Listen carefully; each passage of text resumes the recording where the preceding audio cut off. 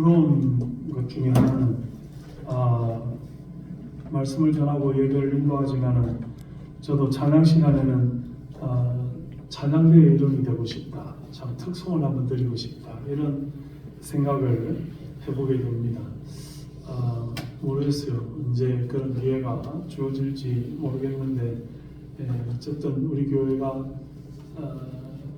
때까지 이 헵시바가 전체 찬양팀의 이름이었는데, 여성 중창단이 이제 헵시바의 이름을 전용하게 되고, 이제 남성, 여성 혼성으로 이렇게 되어지는 찬양팀은 이제 불화가 찬양팀으로 그렇게 세워지고, 또 남성팀 찬양팀이 있고, 또 앞으로는 스트링이나 게스트라도 참여하는 연회를 주시면 세워지면 더욱 좋겠다 하는 생각을 해보게 됩니다. 우리가 매일의 찬양으로 하나님 앞에 영광을 돌려드리고, 또 내 예배의 특성을 할 수 있다는 것 자체가 얼마나 감사한 일인가 하는 생각을 해보게 됩니다. 세상에서는 자기가 노래하고 싶으면 노래방에 가고 사람들끼리 모이고 그렇게 할 수 있겠지만, 하나님 앞에 드려지는 그 찬양은 아무나 함부로 쉽게 할 수 없는 것이기에, 우리에게 주어진 그 기회를 잘 살려서 하나님께 영광을 돌려드리는 그 찬양의 은혜를 우리가 함께 누리고, 또 우리가 크고 대형 교회는 아니지만 그러나 하나님을 찬송하고 하나님께 영광 돌려드리는 그 찬양의 그 모든 이 시간들은 참 귀하고 소중하고 아름답다, 이런 생각을 해보게 됩니다. 자, 오늘 사도행전 16장은 사도 바울의 제2차 전도 여행 가운데 가장 클라이막스라 할 수 있는 이 빌립보 지역 전도, 또 빌립보 감옥에서 있었던 일에 대해서 우리가 말씀을 통해서 오늘 살펴보기를 원합니다. 이 사도행전 16장은 사도행전의 28장 가운데 또 하나의 클라이막스, 굉장히 하이라이트의 부분이다, 이렇게 말할 수 있는데요. 오늘 이 사도행전 16장 전체를 다 말씀을 나누려고 하면 또 여러분들이 밥을 먹을 수 있을지 모르겠어요. 오후 예배 우리 찬양 캐롤 컨테스트까지 시간이 없을 것 같은데, 제가 이 중에서 가장 중요한 것, 여러 가지 포인트들이 있겠지만 가장 핵심적이라고 생각하는 세 가지를 말씀을 드리고 오늘 함께 안내를 나누고자 합니다. 바울의 제2차 전도 여행 가운데 가장 핵심 지역이라고 말할 수 있는 빌립보, 우리가 서신서로 말하자면 빌립보서하고 맥락을 같이 하고 있기 때문에 여러분들 빌립보서라는 성경을 참고해서 이렇게 살피면 좋겠다, 이런 생각을 해보고요. 또 유럽의 첫 번째 선교지다, 이렇게 말할 수 있어요. 우리가 16장을 보면 지금의 터키, 소아시아 지역에서 유럽으로 건너가서 이 유럽의 그 발칸 반도의 남쪽을 복음화하는 가장 중요한 기초가 된 그런 지역이 빌립보 지역 전도다, 이렇게 말할 수 있고, 자주장사 리비아가 등장을 하고, 또 우리가 잘 아는 디모데라고 하는 사도 바울의 다음 세대를 이끌어가는 그 사역자가 거기에서 탄생하고 있는 그런 모습을 우리가 볼 수 있는 그런 곳이다, 이렇게 말할 수 있습니다. 이런 2차 전도 여행의 핵심 지역이고, 또 유럽의 처음 선교지다라고 말할 수 있고, 그리고 이곳에서 사도 바울과 이 바나바가 굉장히 이 유럽 선교에 지대한 동력을 얻는 그런 것이 오늘 이 사도행전 16장에 나타나 있습니다. 여러 가지 사건들이 있었고, 바울과 실라가 감옥에 갇히고 또 그 감옥에서 풀려나는 감옥의 간수를 세례하는 그런 놀라운 일들이 있지만 이 중에서도 한 세 가지 정도의 우리가 초점을 맞춘다면 첫째로 등장하는 사람들이 이 귀신 들린 사람을 그 귀신을 쫓아내고 그 귀신의 역할을 하지 못하게 함으로 말미암아 발생한 사도 바울과 실라의 투옥 사건이죠. 그래서 이 사건에 등장하고 있는 세 종류의 사람들이 있다는 것이죠. 첫째는 악령에 사로잡힌, 귀신에 사로잡힌 사람, 이 그 첫 번째 등장한 인물이고, 두 번째는 성령에 사로잡힌 사람, 바울과 실라를 말하는 그런 내용들이며, 세 번째는 믿음에 초대받은 사람, 이제 예수를 믿고 신앙생활을 하고 본격적으로 하나님 앞에 은혜를 나누고자 하는 그 간수를 비롯한 그 과정을 말하는 것이지요. 그래서 과연 우리는 어느 쪽에 속한 사람인지, 과연 우리는 어디로 향해야 될 사람인지, 과연 우리는 어디에 초점을 두고 살아야 되는 사람인지 하는 그 생각을 우리가 오늘 이 말씀을 통해서 살펴볼 수 있겠다는 것입니다. 맥락을 따라서 말씀을 볼 수도 있고, 또 사건을 통해서 말씀을 볼 수도 있고, 그리고 본문의 내용과 단어의 핵심적인 귀절을 통해서 볼 수도 있겠지만, 오늘의 말씀은 그 등장하는 인물들의 세 가지 중요한 포인트가 과연 어디 있느냐 하는 것을 보고 우리가 말씀을 살펴보고 따라가는 그런 시간이 되었으면 좋겠다는 것입니다. 자, 이 세상에 많은 종류의 사람들이 있겠죠. 성경에도 보면 자연인, 그냥 하나님의 구원의 역사와 전혀 관계가 없는 그런 종류의 사람이 있는가 하면, 또 참 영에 속한 사람, 성령에 충만한 사람, 하나님 앞에 믿음으로 사는 사람. 자, 예배 시간에는 말씀에 집중하세요. 말씀을 보세요.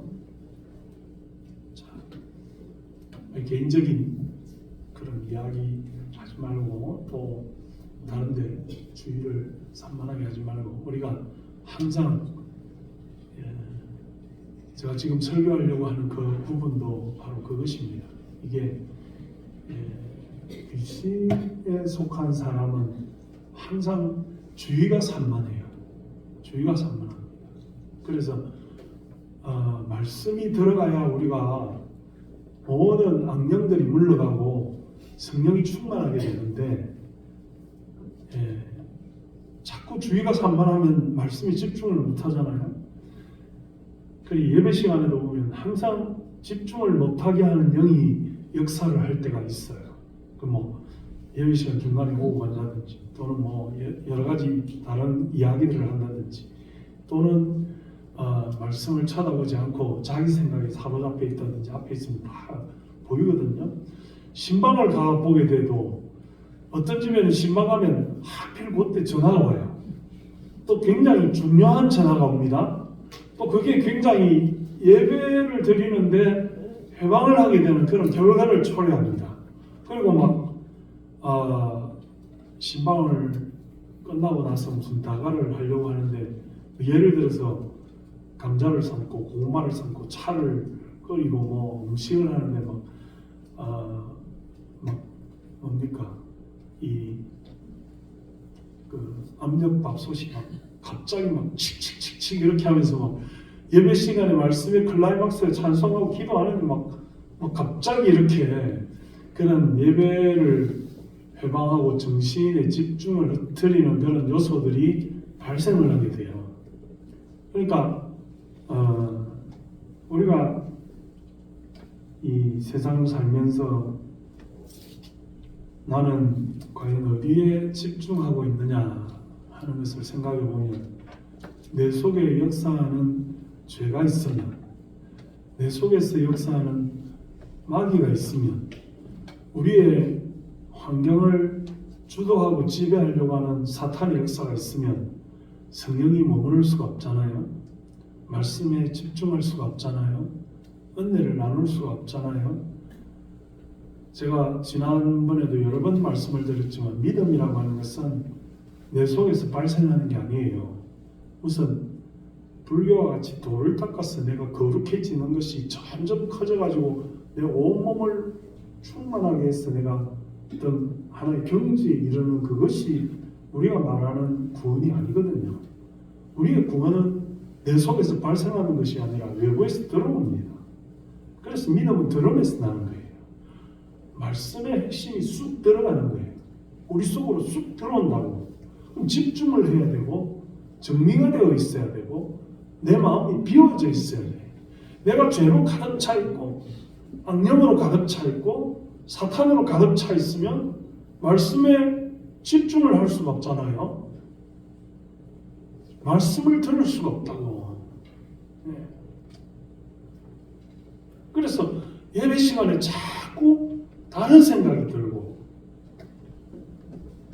하나님의 말씀을 대면하고 있어도 눈은 초점은 엉뚱한 데로 가 있고,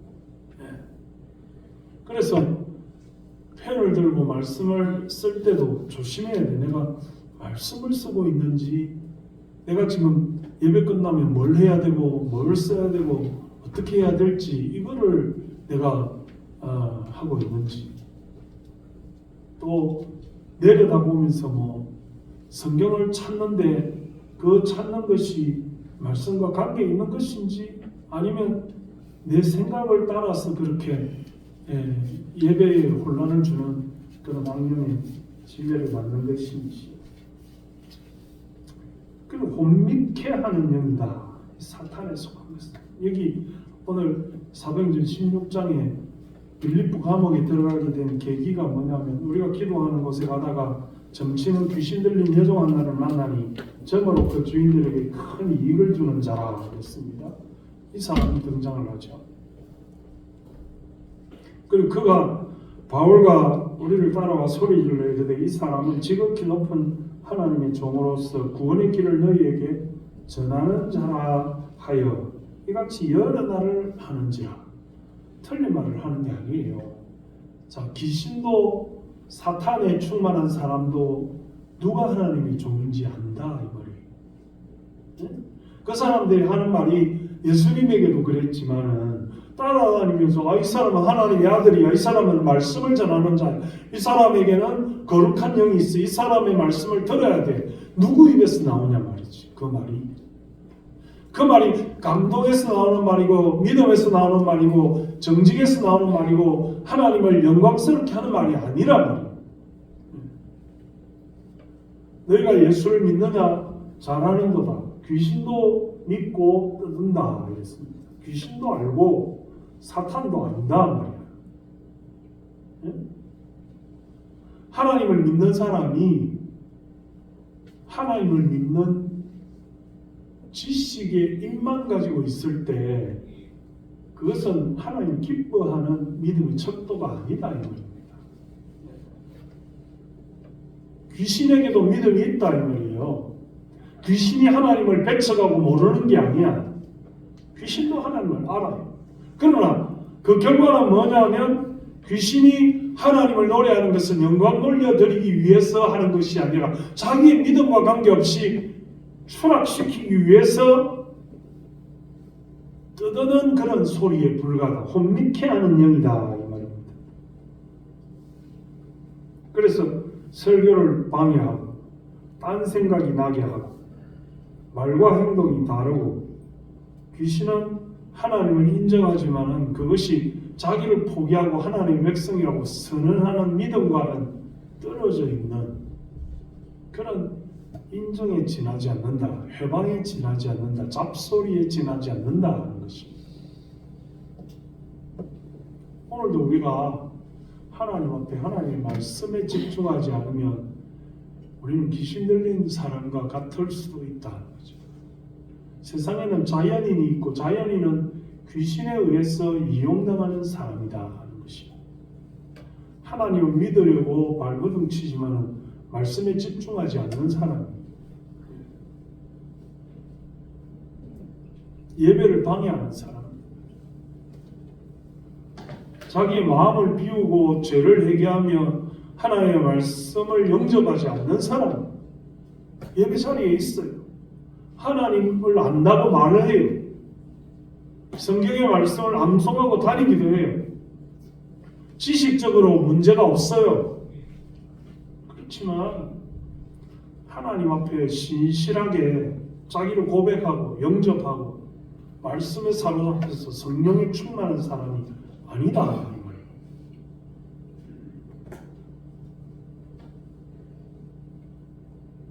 오늘도 하나님의 말씀을 잘 집중해 보세요. 내가 예배 시간 이후에 오늘 또 오후에 우리 캐롤 경연이 있고 또 여러 가지 여러분들 스케줄이 있겠지만은 그런 것을 다 내려놓고 또 여러분들이 여러 가지 상황들이 있고 또 해야 될 일과 그런 마음들이 있겠지만은 그건 다 내려놓고 이 시간에 하나님의 말씀에 집중하는 시간.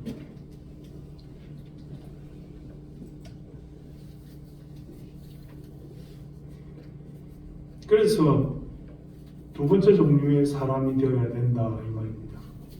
우리는 성령에 사로잡힌 사람이 되어야 된다 이 말입니다.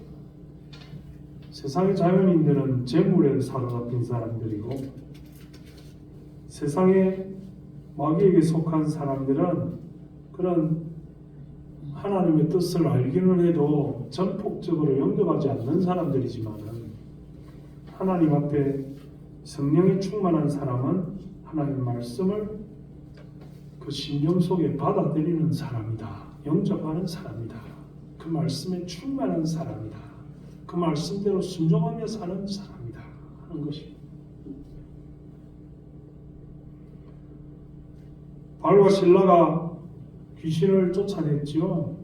그러니까 그 귀신 들린 사람을 주장하는 그 주인들이 있어요.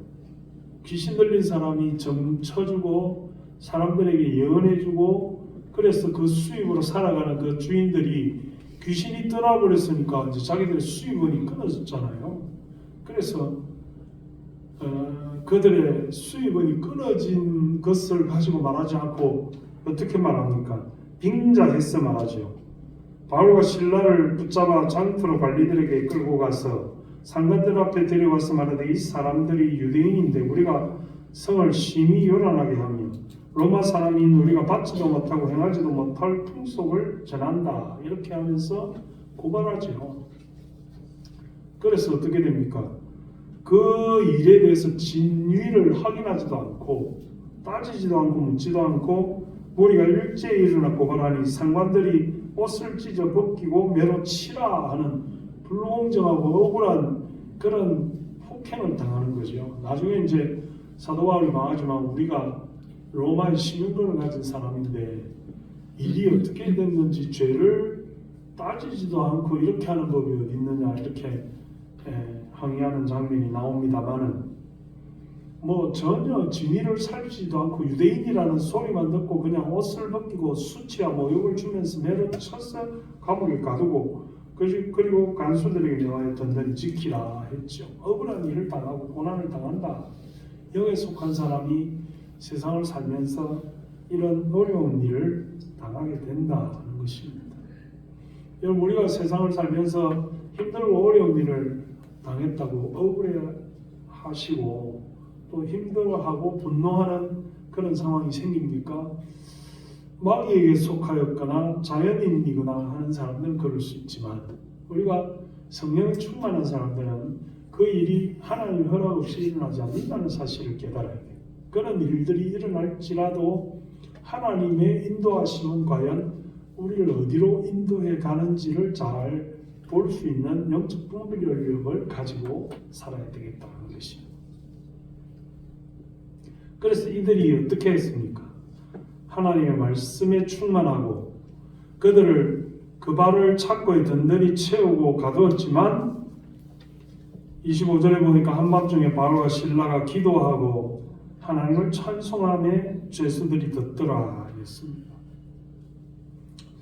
제가 젊었을 때 읽은 책 중에 이문영이라는 그 고려대 교수님이 쓴 금 많은 자의 용기라는 책을 제가 아주 인상 깊게 본 적이 있습니다. 그 박정희 대통령 통치 시절에 긴급조치 위반으로 감옥에 갇혔는데요, 이분이. 그래서 감옥에 갇혀서 죄도 없이 사실은 뭐 억울하게 그렇게 감옥에 갇혀 있으니까 너무 힘들잖아요. 그 감옥에서 죄수들과 함께 소위 말하는 양심범으로서 그런 영어의 생활을 한다는 것이 엄청 힘든데 그 저녁이 되면 항상 그 찬송 소리가 들리더랍니다. 저 높은 곳을 향하여 날마다 나아갑니다. 그 여사동에서 여자 죄수들을 가두어놓은 여사동에서 찬송 소리가 들리는데 흔히 교회에서 듣던, 이분이 원래 장로님이거든요. 교회에서 듣던 그런 그 찬송가의 성악가락이 아니고 니나노 장단이더래요. 장단 자체가. 그러니까 약간 뽕짝 니나노 이런 음정으로 찬송 소리가 들리더래요. 그래서 참 궁금해가지고 그 소리가 왜 나는지 참 안 믿는 사람이 감옥에 들어와서 남편을 죽이고 이렇게 무기징역형을 받아서 사는데 감옥 안에서 예수를 만나고 믿음 생활을 하고 그래서 찬송을 부르는 소리다. 이렇게 듣고 참 자기에게는 그 감옥에서 자기를 견디게 해주는 큰 힘이 되었다. 이런 소감을 제가 본 적이 있습니다. 우리가 찬송가 370장을 보면 찬송가 370장에 주 안에 있는 나에게 딴 근심이 있으랴 근데 2절에 보면 그 두려움이 변하여 내 기도 되었고 전날의 한숨 변하여 내 노래 되었네. 주님을 찬송하면서 할렐루야 할렐루야. 그렇죠. 그 두려움이 변하여 내 기도 되었고 전날의 한숨 변하여 내 노래 되었네. 하나님 앞에 믿음으로 살아가는 사람은 괴로움이 있을 때 기도하고 고통이 있을 때 찬송하는 거죠. 성령으로 충만한 사람, 하나님의 말씀에 충만한 사람, 기도에 충만한 사람, 찬송에 충만한 사람.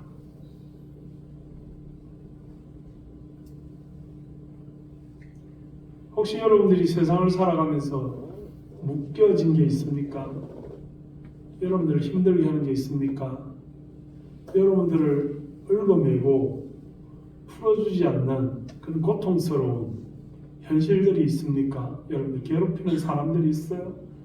여러분들이 그 풀려나지 않는 속박에서 벗어날 수 있는 유일한 방법이 무엇이라고 생각을 합니까? 하나님 찬송하고 기도할 때 오늘 본문 사도행전 16장에 보세요. 이에 큰 지진이 나며 그죠? 한밤중에 바로와 신라가 기도하고 하나님을 찬송하며 제수들이 듣고 이에 갑자기 큰 지진이 나서 옥터가 움직이고 문이 다 열리며 모든 사람의 매인 것이 다 벗어진지라. 우리의 문제가 해결되고 풀어지고 벗어나고 모든 것이 해결될 수 있는 방법은 하나님 앞에 성령에 충만한 사람에게 임하는 하나님의 은혜와 축복이다.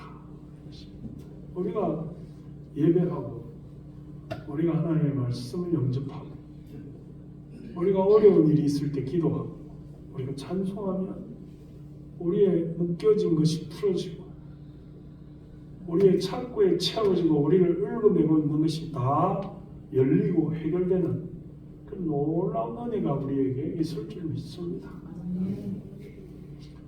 우리가 세상에 세 가지 종류의 사람이 있다.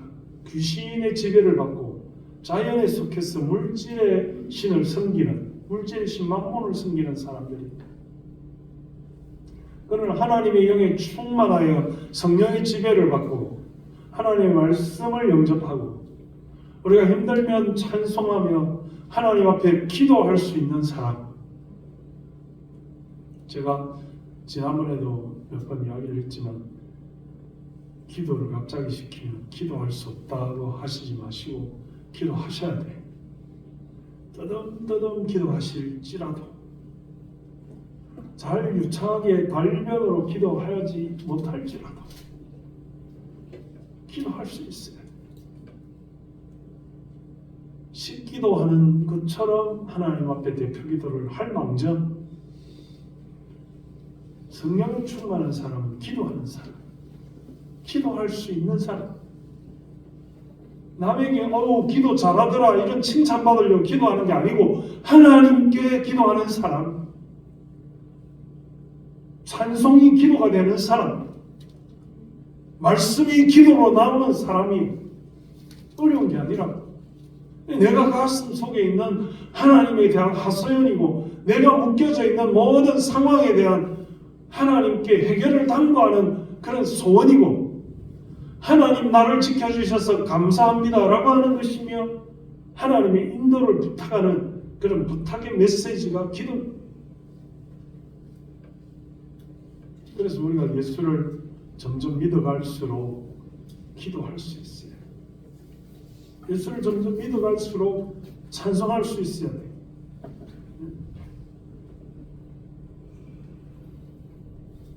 우리가 여성 중창단, 또 우리 혼성 브라가 찬양팀, 또 남성 중창단, 또 악기로 찬양할 수 있을 때에 하나님 앞에 찬양할 수 있어요. 오늘 또 오후에 우리가 캐롤 한다는 것은 하나님을 높여드리고 찬양으로 우리가 하나 되는 일에 힘써야 된다.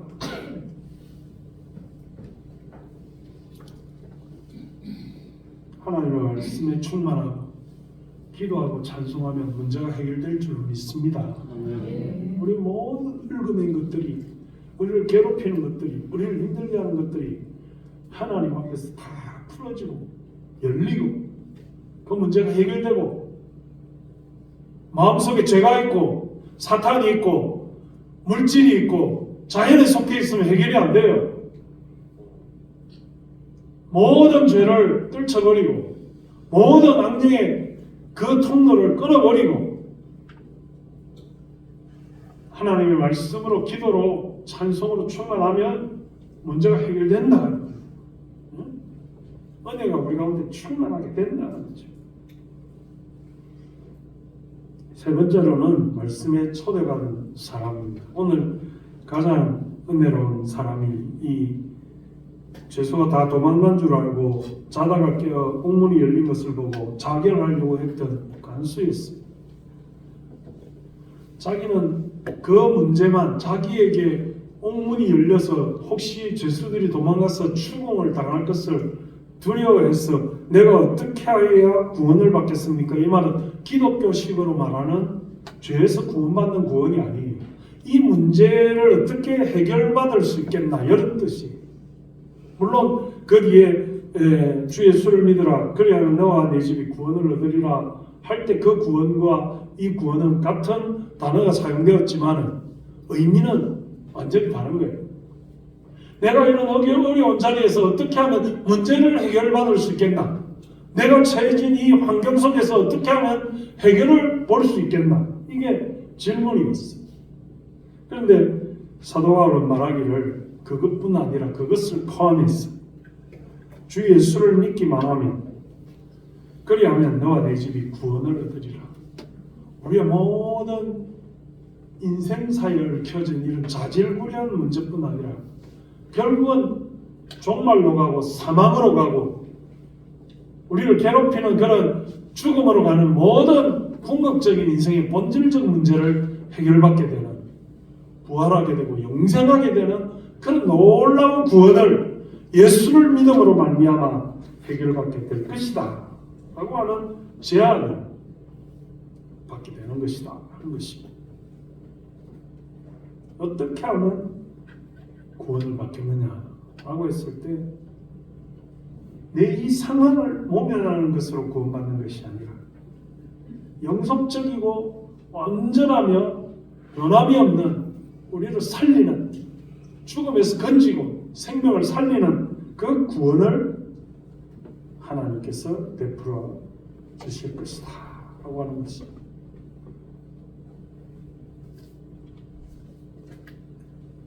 사랑하는 성도 여러분, 우리가 하나님의 음성을 듣고 하나님의 말씀을 받아들이면 성령은 우리로 하여금 하나님의 말씀이 생각나게 하고 성령은 우리의 곁에서 우리에게 상담해 주시고 성령은 우리에게 은사를 베풀어서 그 은사로 일하게 하시고 하나님의 뜻을 깨닫고 그 부르심에 응답하여 구원을 완성하게 하는 그 일을 성령님은 하게 하신다. 우리가 왜 예수 믿느냐 하면 자연 속에서 그냥 흘러서 살다가 때로는 사탄의 지배를 받고 마귀에게 이용당하는 그런 인생이 아니라 모든 죄의 사슬을 끊어버리고 모든 악령에게 매달려 사는 것을 떨쳐버리고 우리의 속에 있는 죄를 벗어버리고 성령에 충만하여 하나님의 말씀을 영접하면 우리가 그 성령을 통하여 하나님의 말씀이 생각나고 우리의 곁에서 인생에 어려운 문제가 있을 때 기도하면 성령이 우리를 조언해서 상담해 주시고 파라클레토스 옆에서 말씀해 주시는 상담자가 되시는 성령님이다. 우리에게 은사를 베풀어 주셔서 찬송하게 하고 말씀을 증거하게 하고 우리가 은사를 베풀어서 남을 섬기게 하고 우리에게 은사를 베풀어서 전도하게 하고 우리에게 은사를 베풀어서 하나님 앞에 이웃을 사랑하게 하는 그 일에 전력 전심을 다하게 하고 그래서 구원을 완성하게 하고 하나님이 우리를 부르신 그 부르심의 뜻을 온전히 깨달아 알게 하는 그런 하나님의 능력이 우리 가운데 있게 해 주실 것이다. 오늘 사랑하는 성도 여러분,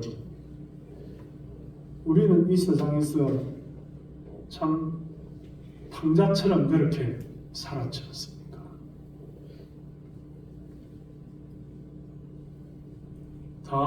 탕자처럼 방황할 때도 그렇죠?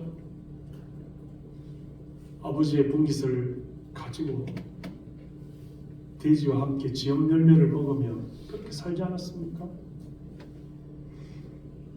그러나 우리가 나 이제 주께로 갑니다. 돌아갑니다. 아버지에게로 갑니다. 내 마음의 죄를 용서해 주시고 성령으로 충만하게 하시고 말씀을 영접하게 하시고 우리가 변화되게 해 주옵소서 라고 하면 사탄의 그 사슬이 다 끊어져.